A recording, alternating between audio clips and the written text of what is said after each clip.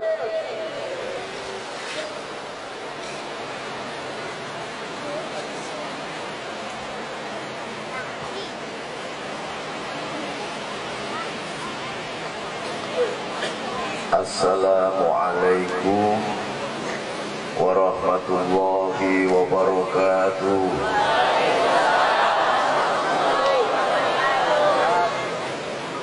Bismillahi Allahu Akbar.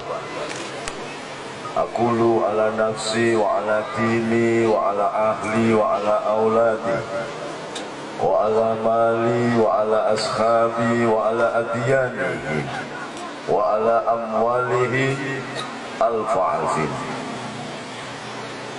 Asyhadu an la ilaha illallah wa asyhadu anna Muhammadan abduhu wa rasuluh. Wa la hawla wa la quwata illa billahil aliyyil azim. Wa ba'du, qala Allah ta'ala, bismillahirrahmanirrahim. Allahu nurus samawati wal ardh. Masalu nurihi kamiskati fiha misbah. Al-misbahu fi zujajah. Al-zujajatu ka'annaha kawkabun duriyyu yuqadu min syajarah mubarakatin jainutuna filla zarkiyatin wala garbiyah. Yakadu yaituha yudhi'u walau lam tamsashu nar. Nurun ala nur yahdilahu linurihi mayasya wa yadribullahu al-amsala linnasi wallahu bikulli syai'in alim.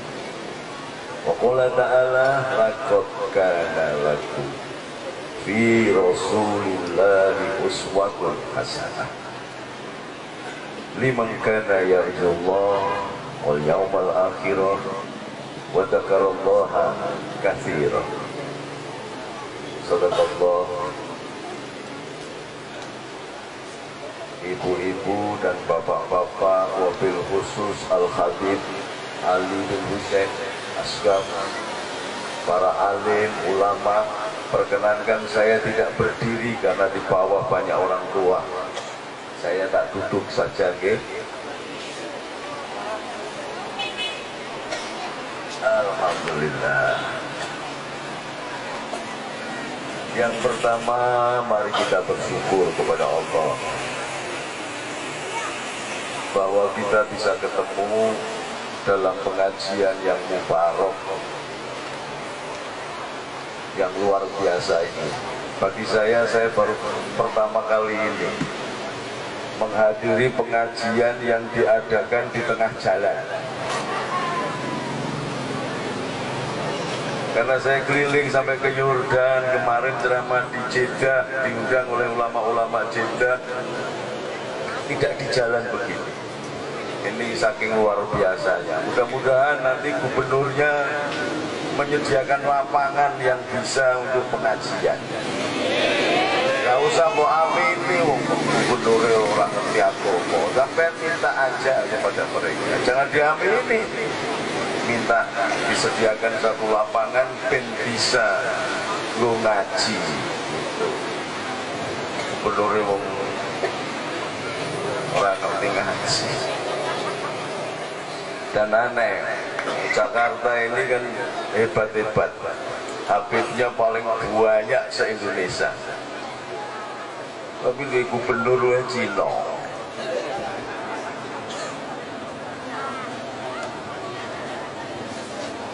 Tapi Cina kayak gubernur, tapi gubernur, tapi Cina, tapi gubernur. Mudah-mudahan lah malam ini kita berdoa karena sawabnya, syafaatnya Nabi, semuanya jadi baik. Selawat dan salam kita unjukaken dumateng junjungan kita Nabiullah Agung akhiri zaman Sayyidina Muhammad sallallahu alaihi wasallam. Allahumma sholli ala Muhammad. Allahumma sholli ala Muhammad. Shollu ala Muhammad. Saya ini Kiai iso, jadi disorot lampu kayak gini malah kemeringat. Kipas angin ini soalnya ke sana. Jadi saya lepas aja ya. Tetap ganteng kalau suka baca selalu. Alhamdulillah. Belum istirahat saya setahun penuh. Nanti tanggal 6 sudah harus umroh lagi. Tanggal 1 ada full cucunya Sunan Giri yang ke urutan kelima, yaitu canggah saya namanya Sultan Abdul Hamid di daerah Ujung Pangkah, Gresik. Setelah itu saya umroh lagi. Karena apa? Dungake Indonesia supaya tentrem. Karena apa? Karena Indonesia ini kayak guyonan. Menentukan KPK, Pak Polisi, Kapolri, rabarbar. Gak selesai-selesai. Debat gak rampung-rampung. Karena apa? Karena beliau belum menyadari dan belum mengenal bagaimana cara style of leadership, gaya kepemimpinan Nabiullah Agung Muhammad SAW. Kalau dia tahu, selesai sudah. Indonesia ini paling gampang. Tapi karena nggak paham, saya jadi mumet ngelihat presiden sampean. Presiden belusuan. Lalu jangan diketawain dong, sampean pilih sendiri yuk. Iya Pak ya? Dipilih presidennya karena belusuan, padahal tukang golek beling itu juga belusuan.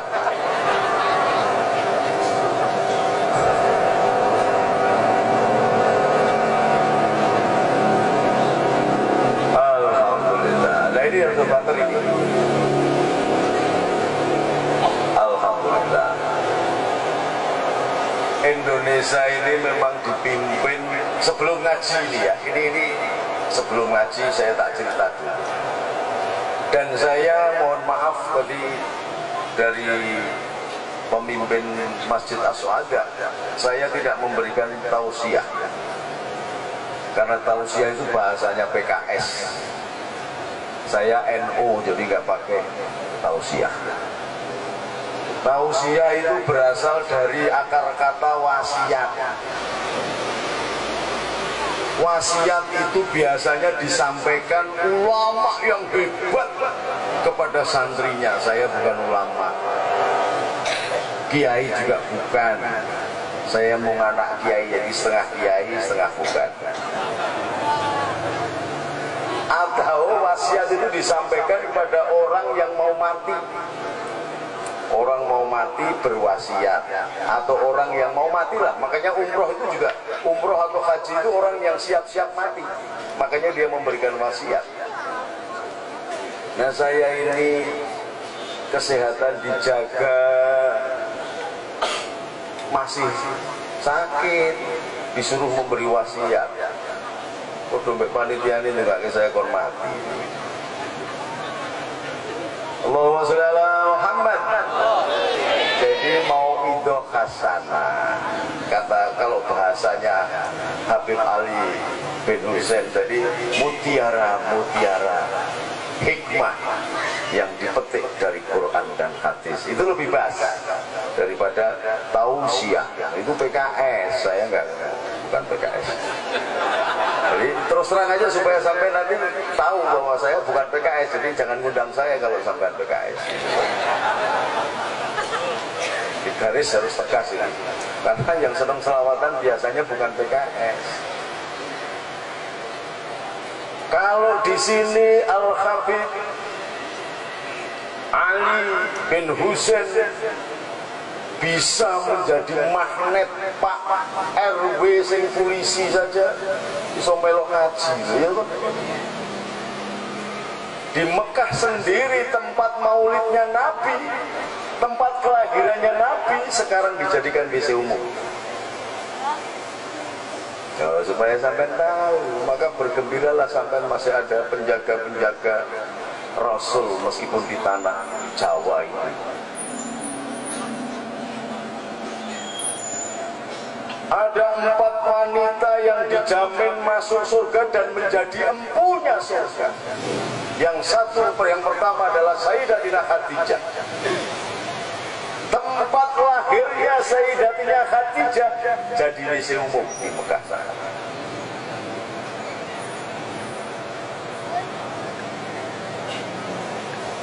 Wanita yang kedua yang menjadi empunya surga adalah Sayyidatina Fatimah, tuan putriku yang bernama Fatimah, Fatimah Zahra. Tempat kelahirannya jadi misi umum. Ini harus paham, ya.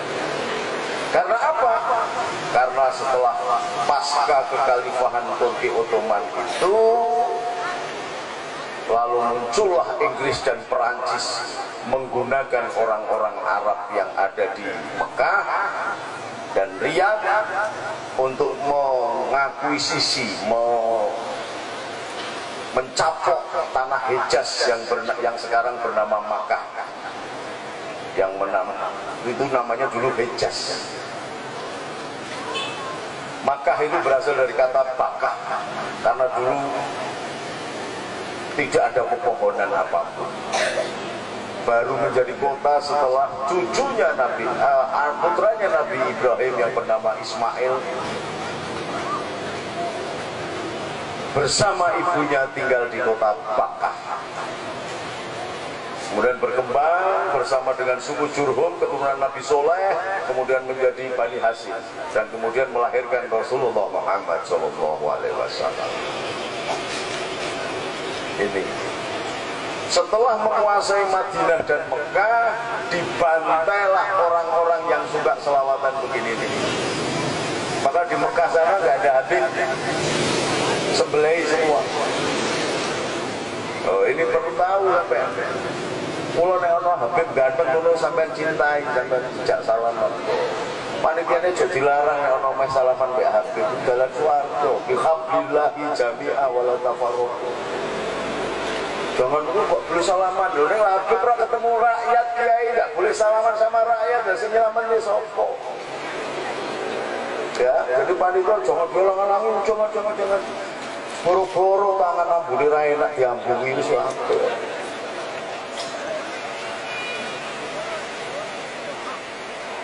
Di Mekah yang semula itu, ini supaya sampean paham, kenapa di sini kok di Indonesia ini diadakan maulid terus. Kalau tidak ada Islam yang sudah diutus, dikembangkan oleh Wali Songo, tidak akan ada maulid di muka bumi. Nah, Wali Songo itu siapa? Nanti saya jelaskan supaya sampean ini tahu dulu bahwa setelah mencapok Madinah dan Mekah yang semula dia berkuasa di Riyadh, bekerja sama dengan Perancis dan Inggris. Inggris mbuh agamane ra ngerti, Perancis mbuh agamane ra ngerti, tapi yang jelas Perancis dan Inggris ini pula yang menghancurkan kekhalifahan Turki Ottoman.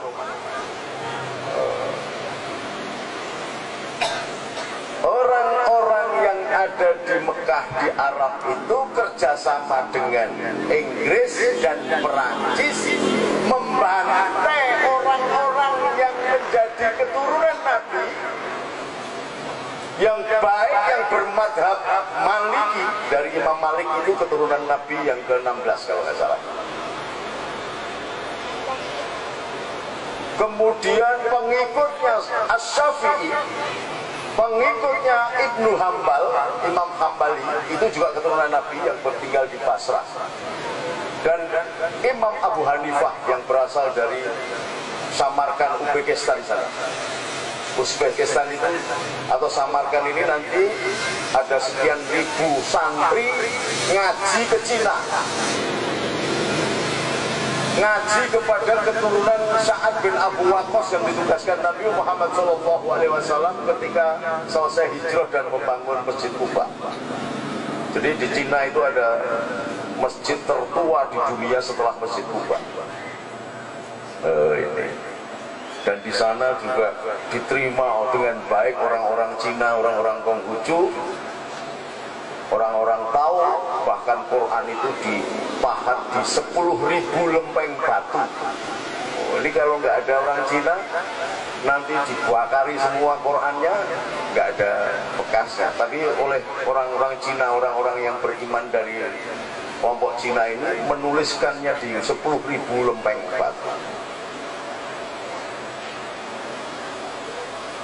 Dari sana jugalah yang sekarang ini sudah membuktikan sabda Nabi, utubul ilma walau bi, carilah ilmu meskipun sampai ke negeri Cina. Sekarang ini dari Cina, mulai dari Beijing dibikin kereta api menembus jalur Gurun Gobi, sudah masuk ke Mekah dan Madinah. Kereta api menembus jalur sutra, luar biasa. Tetapi justru kita sekarang ini dibingungkan oleh keadaan. Karena apa? Karena kelompok yang saya ceritakan ini. Allahumma shalli ala Muhammad. Setelah menguasai Hijaz dan Madinah, semua orang Sunni dibantai di Mekah. Yang semula di Ka'bah itu tempatnya khalakoh madhab Syafi'i, Maliki, Hambali atau Hanafi, sekarang tidak boleh. Apalagi sampai kok duduk baca sallallahu ala Muhammad, gak boleh. Saya lewat di depan makam Nabi sambil, karena saking rindunya saya menangis. Gak ngerti saya kalau di Indonesia itu biasa diucapkannya, tetapi di sana langsung dipegang, haram. Assalatu wassalamu alaika ya sayyidi ya Rasulullah. Cukupan khud biyadi kholat khilati adrikni ya Rasulullah. Enggak boleh, haram. Padahal bagi orang Jawa itu sudah biasa. Karena kalau sini namanya selawat kitab itu, kalau berdoa kita tangannya harus begini kalau baca selawat itu. Karena apa? Memohon dari Allah supaya diberikan langsung dari tangan Rasulullah. Di sana haram. Ini sampai harus paham. Maka berbahagialah gubernur Cina tapi sampai nusa selawatan, mulutan begini berbahagia. Di Mekah sampai balik disembelih. Benar. Ada teman saya, karena kebiasaan di Indonesia, nek orang tua itu yuk dimintain air doa, diwajani selawat gitu, diserahkan untuk diminum supaya sehat badannya. Langsung ditangkap dan dibantai, tidak dihukum, tidak pakai lewat hukum.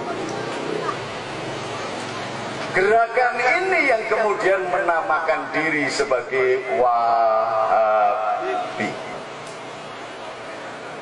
Wahabi ini ulamanya bernama Abdul Wahab. Sebenarnya bukan Abdul Wahab, tapi Muhammad bin Abdul Wahab.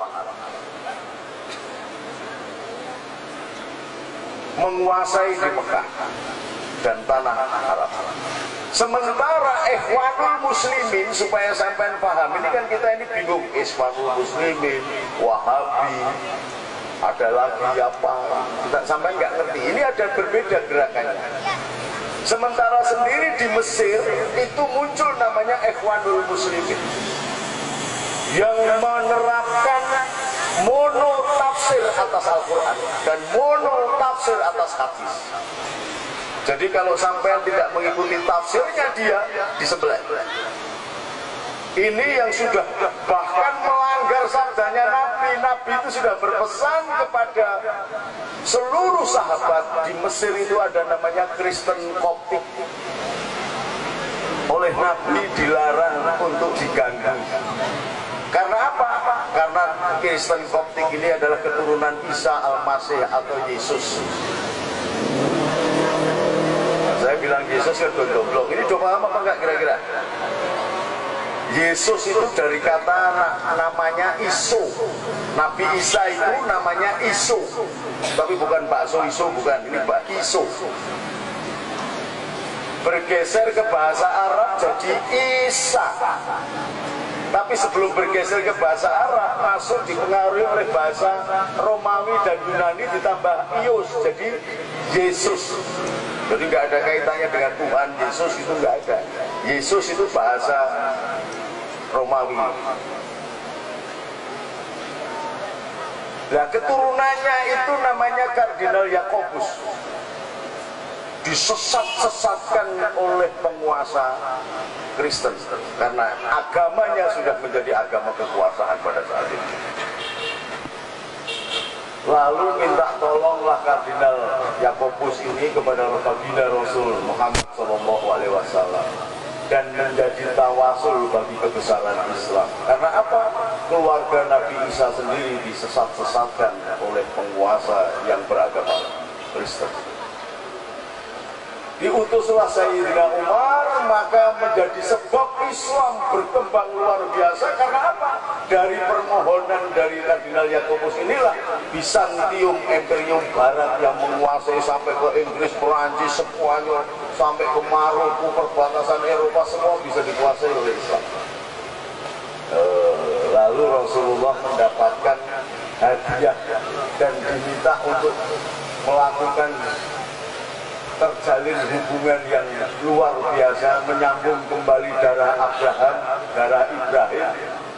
Diberi istri bernama Maria Keptiah. Kenapa Keptiah? Karena dari Kristen Koptik.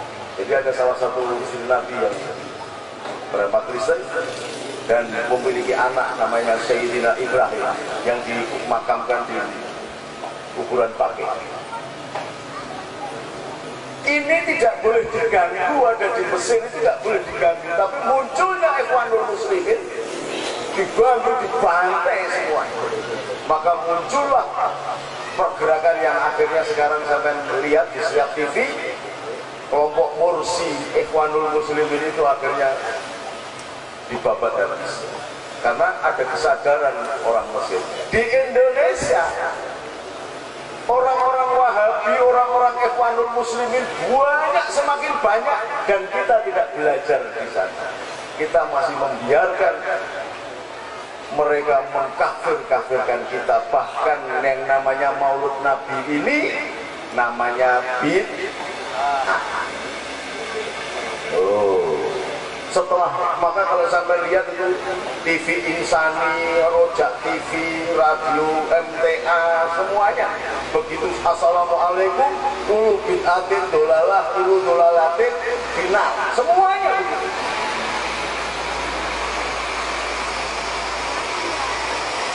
Dan ini mauludan begini dianggap bid'ah. Nah, sekarang mulai kita ngaji ini. Mauludan dianggap bid'ah, baca berjanji dianggap bid'ah, burdah bid'ah, tahlilan bid'ah, apalagi baca manakib bid'ah, yasinan bid'ah. Itu caranya untuk menghancurkan umat Islam. Maka jangan bingung kalau ada Kapolri dan KPK geger itu, nggak usah bingung. Nah, terus bolo siapa? Gus, nggak usah bolo Kapolri, nggak usah bolo KPK. Nah, terus bagaimana? Tonton saja itu dagelannya Jokowi. Lawang Jokowi itu memiliki hak prerogatif. Kalau sudah diusulkan oleh dia sendiri, dan disetujui DPR, dilantik atau tidak dilantik sudah menjadi undang-undang. Jadi BG ini dilantik atau tidak dilantik jadi undang-undang. Maka kalau Jokowi tidak melantik berarti Jokowi melanggar undang-undang. Ini kenapa kok dibikin ruwet begini? Karena sesungguhnya untuk mengalihkan isu bahwa kelompok Ikhwanul Muslimin, kelompok Wahabi, dan ada kelompok HTI, saya ceton-cetonan ini ngomong. Hizbut Tahrir. Hizbut Tahrir itu adalah perkawinan antara Ikhwanul Muslimin dan Wahabi. Maka melahirkan satu bentuk gerakan yang sangat berbahaya. Saya sudah keliling Indonesia, kebetulan saya sebagai ketua pendekar pakar Rusa se-Indonesia, dan dulu banser saya siapkan. Kalau sampai di sini dominan, ada habib-habib banyak, nggak ada yang berani dominan. Tapi di daerah-daerah, wah, Hizbut Tahrir itu adalah perkawinan antara Wahabi dan Ikhwanul Muslimin. Bapak Kiai, mohon maaf. Kita minta kepada guru kita untuk menyampaikan tentang sejarah Nabi Muhammad. Kita minta sekali lagi dengan penuh hormat buat guru kita. Tenang. Duduk. Duduk. Duduk.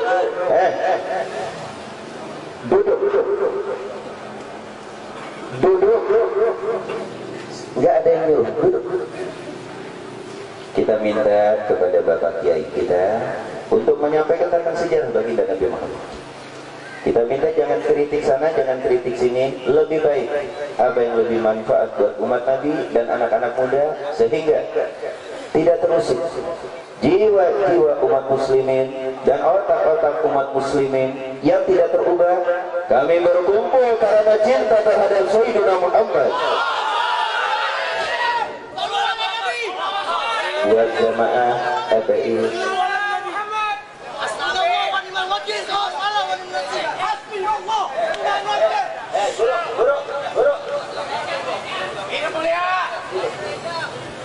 buat jamaah FPI, mau diwakilin kanan,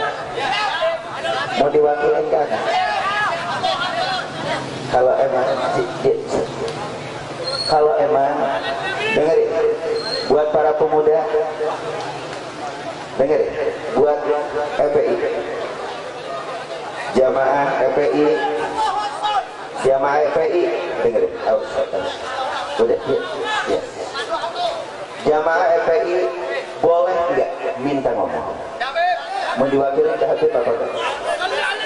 Mau diwakilin ke Habib apa enggak? Ini majelis mulia. Mau diwakilin, duduk rapi biar Habib ngomong. Oke? Duduk rapi biar Habib ngomong. Para hadirin. Jadi mudah-mudahan apa yang disampaikan oleh, duduk yang manis. Ini majelis Rasulullah. Duduk untuk Rasulullah.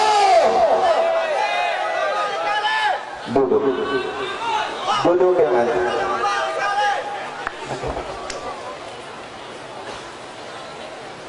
Buat anak FPI itu diminta ada, serahkan. Duduk. Shallu ala Nabi. Buat Bapak Ustaz kita, terima kasih atas ceramahnya. Mudah-mudahan bermanfaat. Kita doakan mudah-mudahan selamat dan panjang umur. Insyaallah. Bahwa kita selamat bersama ya Nabi. Istirahat sambil baca salawat. Bapak Kiai kita istirahat. Ya Rasul. Istirahat. Assalamualaikum warahmatullahi alaika salawatullah alaika ya Nabi salam alaika ya Rasul. Assalamualaikum warahmatullahi wabarakatuh. Alhamdulillah wassalatu wassalamu ala rasulillah.